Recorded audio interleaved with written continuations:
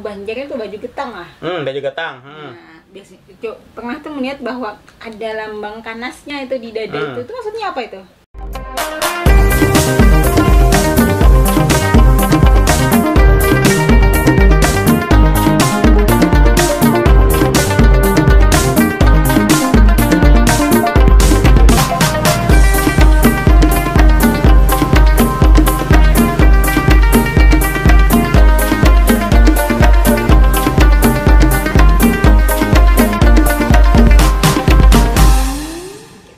Assalamualaikum warahmatullahi wabarakatuh. Jumpa kembali dengan Lelongkang Banjar, channel edukatif dan inspiratif untuk keluarga Anda. Makan intan lu lawan lakatan. Di bawah minum lawan teh panas. Lawas kita kada berdapatan. Sekali berdapatan membawa kanas. Mana kanasnya, Dek? Kanas mana, Dek? Kanas. Oke, kita hari ini berkisahan tentang kanas. Oke. Apa sih kanas itu? Buahnya? Iya, jadi kanas itu nenas ya, nenas. Jadi tapi kalau di Banjar itu biasanya disambatnya kanas. Jadi lain nenas tapi kanas lah orang Banjar. Jadi kanas lah.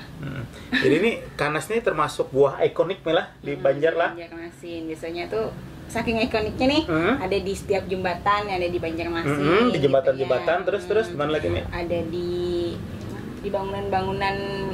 Iya, bangunan-bangunan kayak di Masjid Sultan Suryansa.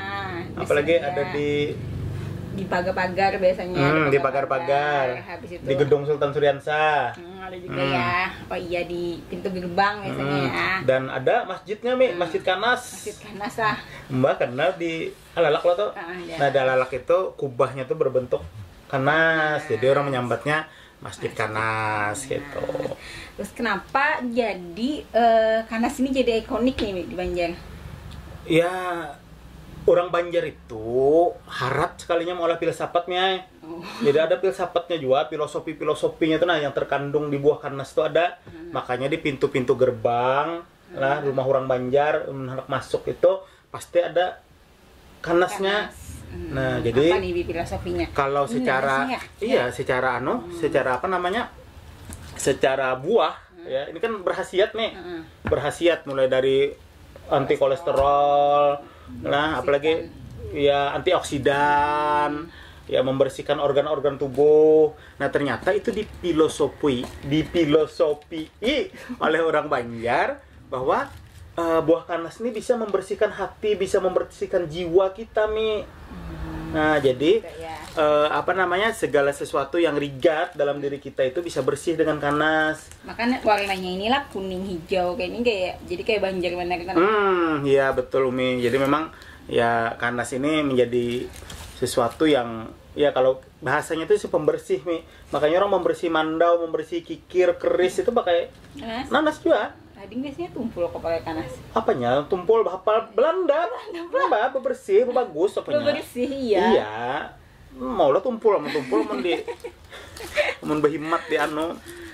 Tapi kanas ini ada berbagai macam lah, Mila. Ada kanas di Banjar itu biasanya yang terkenal itu kanas madu. Kanas pawun ya, kanas pawun. Kanas pawun kan? Ini kanas pawun ini. Nah, ini kanas pawun. Ini kanas pawun. Pawunnya apa, Mi?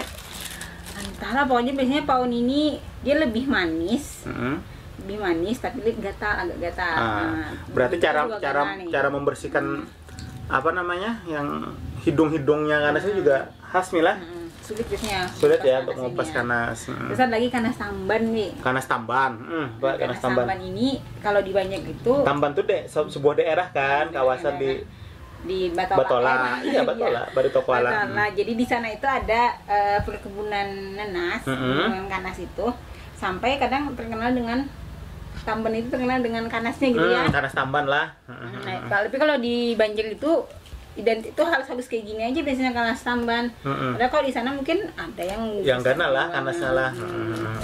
Jadi ya artinya dengan adanya kanas ini dengan bisa untuk membersihkan hati kita lah, bisa membersihkan jiwa kita supaya ketika berurusan, ketika apa-apa itu kita itu dilaksanakan dengan kelurusan niat kita ya, jadi bersih nih lah.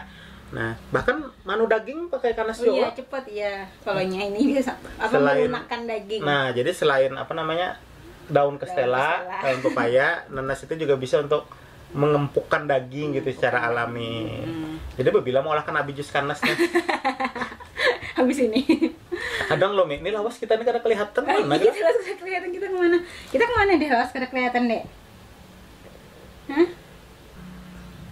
Oke, Mi, jadi memang kita memang lawas kada kelihatan, Mila. Kenapa, Mi? Kemana Ya sibuk lah biasa di dunia. Di dunia nyata Di ya. dunia nyata, Mi. Jadi habis sibuk ngurus kanas, jualan kanas, Umi Bang. Mana, Mi? Ngurus kanas juga. Oh, ngurus kanas juga. Aja mudah-mudahan pertemuan ini bermanfaat, Mila. Ya paling tidak kita ingin menyampaikan kepada anak cucu kita, kepada generasi kita bahwa buah nanas ini merupakan satu ikonik ya, sebuah ikon buah yang cukup Yang memiliki filosofi yang bagus gitu di Banjarmasin. Terus tuh ada nih kan baju Banjar itu baju getang lah. Baju getang. Nah, biasanya pernah tuh melihat bahwa ada lambang kanasnya itu di dada itu maksudnya apa itu? Ya itu para pejabat-pejabat negara itu harus bersih hatinya. Bersih hatinya ya. Jadi memang baju-baju adat Banjar yang getang yang dipakai bapak-bapak ya biasanya pakai. Iya.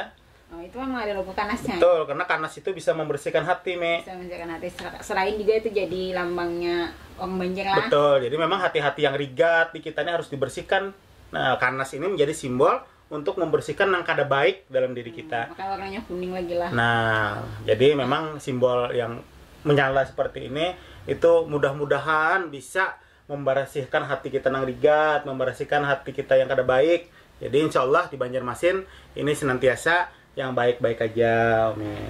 Jadi ini apa nih, Bi, buat anak-anak cucu kita nantinya yang kita sampaikan tentang kanas ini? Untuk anak-anak kita, generasi muda kita jangan sampai kada ingat lawan kanas. Iya. Karena memang ketika sampai kada ketujuan kanas lah. betul, karena Mi di Banjar ini kanas ini menjadi sebuah simbol yang filosofis sekali. Mudah-mudahan generasi kita juga diharapkan ketika berada di Banjarmasin itu hatinya semua bersih. Biar menjadi generasi yang unggul. Iya, ya. begitu. Dede suka nanas deh. Suka nanas. Jadi ini ya biar pendahulu kita tuh dia sudah memikirkan ya kenapa jadi kanas itu dijadikan simbol bagi masyarakat Banjar. Jadi memang secara filosofis itu ya paham gitu bahwa di Banjarmasin itu kanas ini bukan hanya cuma sekedar simbol buah gitu ya, tapi juga memang ini diharapkan bisa membersihkan hati kita gitu loh. Hati kita ya bagi generasi muda, generasi kita gitu ya. Kayak sehingga kedepannya kita berharap bahwa kanas itu cuma tidak hanya sekedar simbol. Betul. Dan jadi mungkin nanti ini bisa jadi hal yang dicari tahu oleh anak-anak kita ya. Kita tentang sejarah kanas di Banjarmasin. Iya, mudah-mudahan nanti generasi kita setelah membuka channel YouTube kita akan mencari gitu di mana aja posisi kanas yang ada di kota Banjarmasin. Atau kalau ketika pian di jalanan pian akan melihat, oh ternyata benar nih ada kanas di jembatan, ada kanas di pagar. Gitu ya. Karena memang ya tadi Banjarmasin ini hebat secara sejarah, secara histori itu bisa memasukkan filosofi kanas itu gitu ke dalam sebuah ikon yang kemudian diharapkan bisa bermanfaat untuk generasi yang akan datang. Oke, demikian dari kami. Semoga informasi ini bermanfaat. Dan kita ketemu lagi pada episode selanjutnya. Assalamualaikum warahmatullahi wabarakatuh. Dadah. Yuk, silakan.